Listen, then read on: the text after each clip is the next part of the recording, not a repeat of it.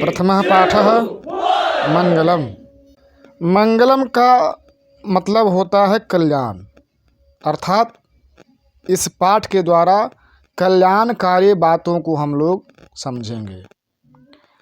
इस मंगलम पाठ में कुल 5 मंत्र दिए गए हैं, जो कि 4 उपनिषद से लिया गया है। उपनिषद कहते किसे हैं, उपनिषद होता क्या है, उसके बारे में कहते हैं कि उपनिषदः वैदिक वाङ्मयस्य अंतिमे भागे दर्शनशास्त्रस्य सिद्धांतान् प्रकटयन्ति। उपनिषद जो होते हैं वो वैदिक वाङ्मय का जो अंतिम भाग है दर्शन शास्त्र, उस दर्शन शास्त्र के सिद्धांत को प्रकट करता है।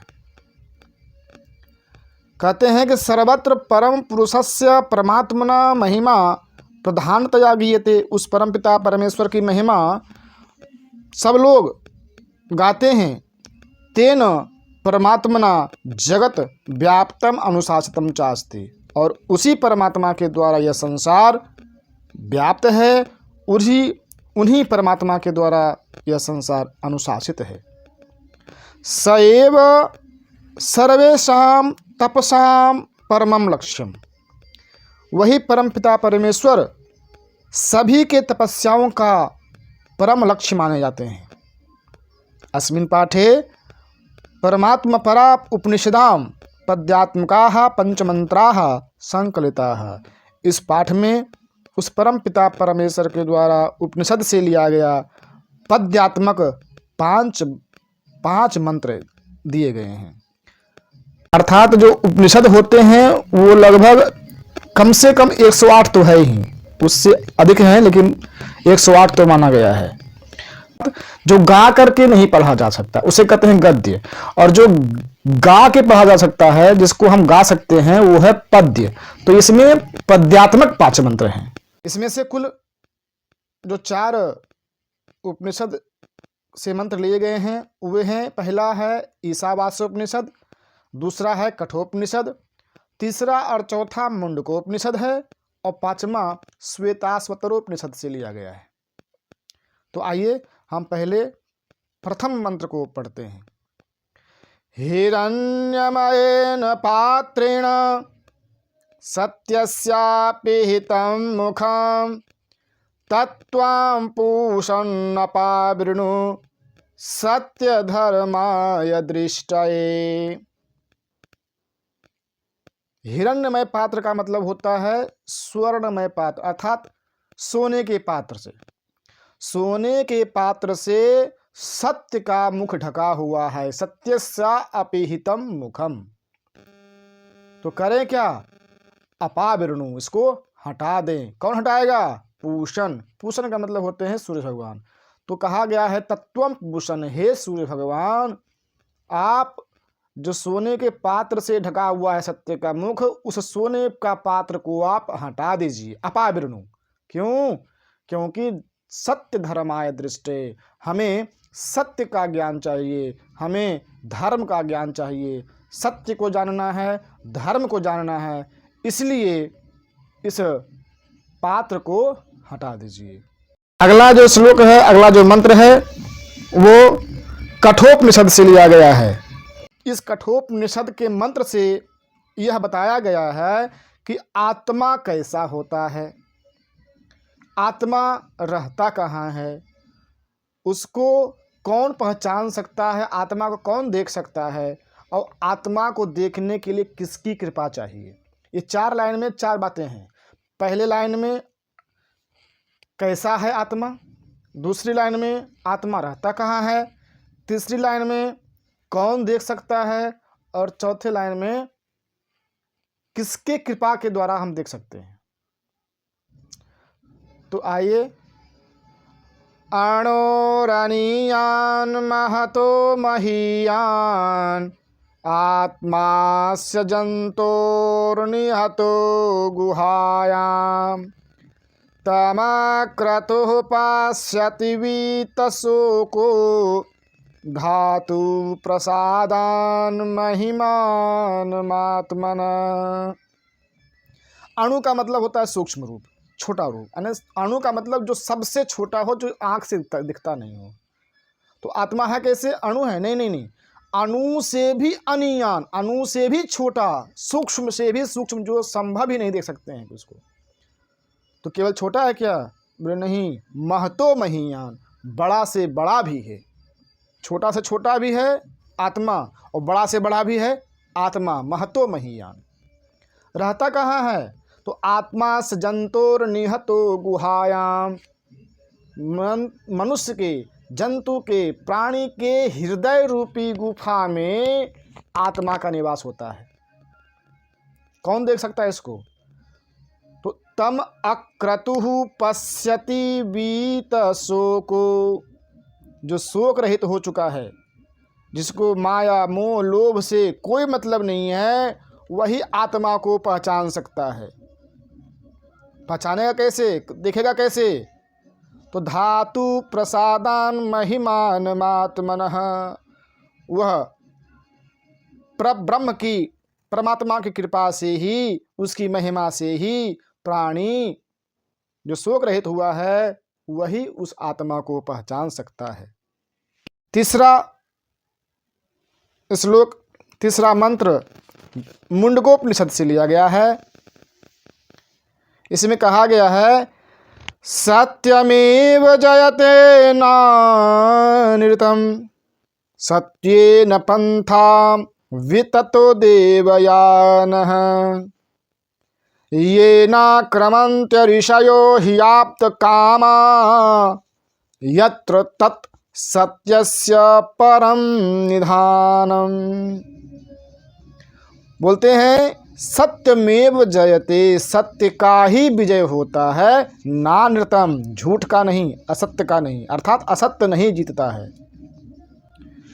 सत्य से ही, सत्येन पंथा विततो देवयानः, सत्य से ही देवताओं ने मार्ग का विस्तार किया है, अर्थात ऊर्ध्वलोक को जाने के लिए मार्ग बनाया है।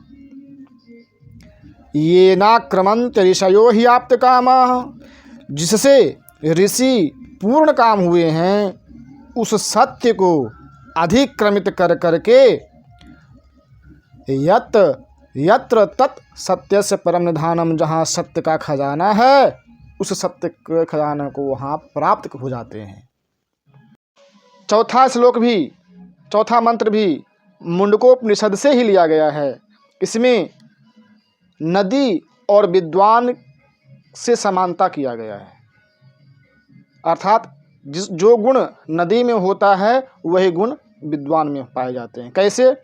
कि यथा नद्यः स्यन्दमानाः समुद्रे स्तम गच्छन्ति नाम रूपे विहाय, तथा विद्वान् नाम रूपाद् विमुक्तः परात् परम पुरुषमुपैति दिव्यम।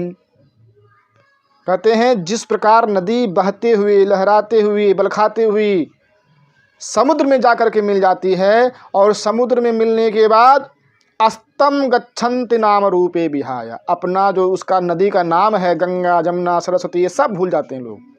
जैसे ही गंगा का पानी समुद्र में जाता है, गंगा गंगा न रह करके समुद्र बन जाता है, तो उसका नाम, उसका रूप, उसका गुण सब समाप्त हो जाता है। ठीक उसी प्रकार तथा विद्वान नाम रूपात् विमुक्तः, उसी प्रकार विद्वान भी अपने स्वरूप का, अपने नाम का, अपने गुण इत्यादि को छोड़ करके परात् परम पुरुषमुपैति दिव्यम, उस परम पिता परमेश्वर से जाकर के मिल जाता है, उसमें विलीन हो जाता है। आगे जो पांचवा मंत्र है वे श्वेताश्वतरोपनिषद से लिया गया है।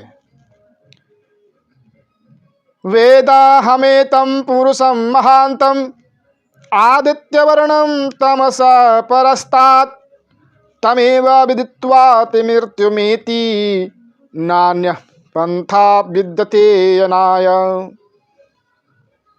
बोलते हैं वेदाहमेतं पुरुषं महान्तं, मैं तमोगुण से रहित, आदित्य वर्णम तमसा, तमसा मतलब होता है तमोगुण, तमोगुण से रहित उस सूर्य वर्ण के रूप के जैसा, अर्थात सत्य के रूप में इस परम पिता को जानता हूँ। सत्य ही है, परम पिता है, ऐसा मैं जानता हूँ। और इन्हें इस तरह से जान करके व्यक्ति तमेव विदित्वा मृत्यु मेति, मृत्यु को जीत सकता है। मृत्यु को अगर जीतना है तो तमोगुण रहित उस सहित सत्य को पहचानना पड़ेगा, क्योंकि नान्यः पंथा विद्यते यनाय, इसके सिवा और कोई रास्ता नहीं है। आइए इसको एक बार गायन कर करके सुन लेते हैं। हिरण्यमयेन पात्रेण सत्यस्यापिहितं मुखं तत्त्वं पूषन्नपावृणु सत्यधर्माय दृष्टये।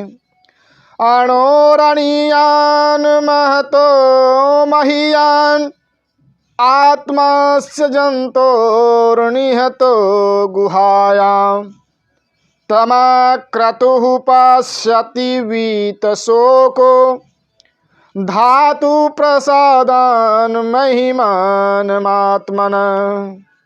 सत्यमेव जयते नानृतं सत्येन पन्था विततो देवयान। येनाक्रमन्तरीष्ययो ह्याप्तकामा यत्र तत् सत्यस्य परं निधानम्। यथा नद्यः स्यन्दुमाना समुद्रे स्तं गच्छन्ति नामरूपे विहाय, तथा विद्वान् नामरूपाद् विमुक्तः परात् परं पुरुषमुपैति दिव्यं। वेदाहमेतं पुरुषं महान्तम् आदित्यवर्णं तमसः परस्तात्, तमेव विदित्वाति मृत्युमेति नान्यः पन्था विद्यते अनाय। धन्यवाद।